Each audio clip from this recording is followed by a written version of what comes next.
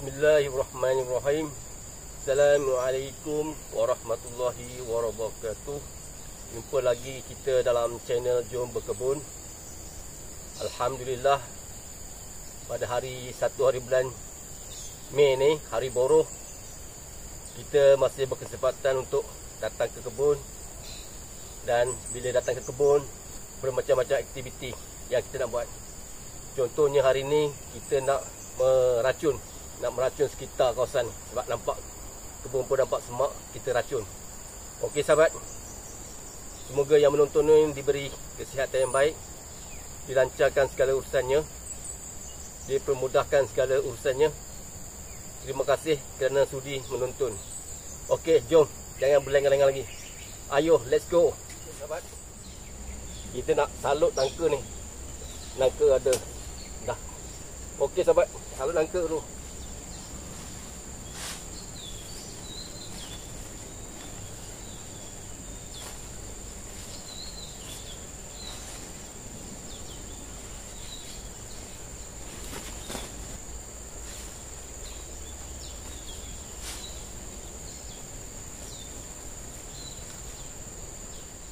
Okey sahabat, jom, kita dah berjaya. Alhamdulillah. Okey sahabat, kita nak meracun. Inilah racunnya. Kita racun ni untuk satu botol mineral ni, lebih kurang air kita letak lebih kurang dalam 8 liter. Okey sahabat, ni racun. Ni minyak hitam. Minyak hitam yang terpakai kita letak dalam 2 penutup ni, 2 penutup merah ni. Lepas tu dapat sedikit sabun beris. Ni sabun beris ni kita dekat dalam 2 genggam. Okey sahabat, jom.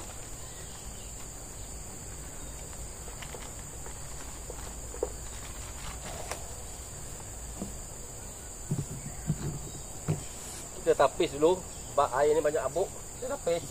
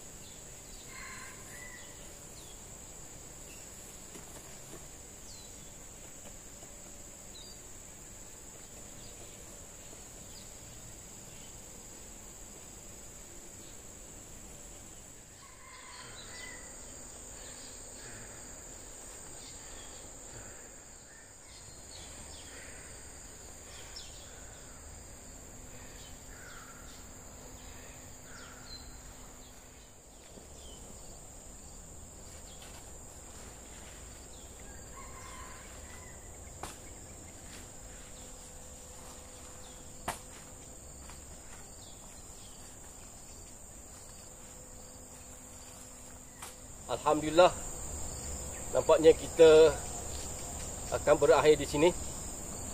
Terima kasih kepada yang menyokong, yang tolong subscribe, like, komen dan share. Terima kasih kepada sahabat-sahabat semua. Semoga anda semua terus menyokong saya. Okey sahabat, wassalamualaikum warahmatullahi wabarakatuh. Ayo demo, jom kita berkebun.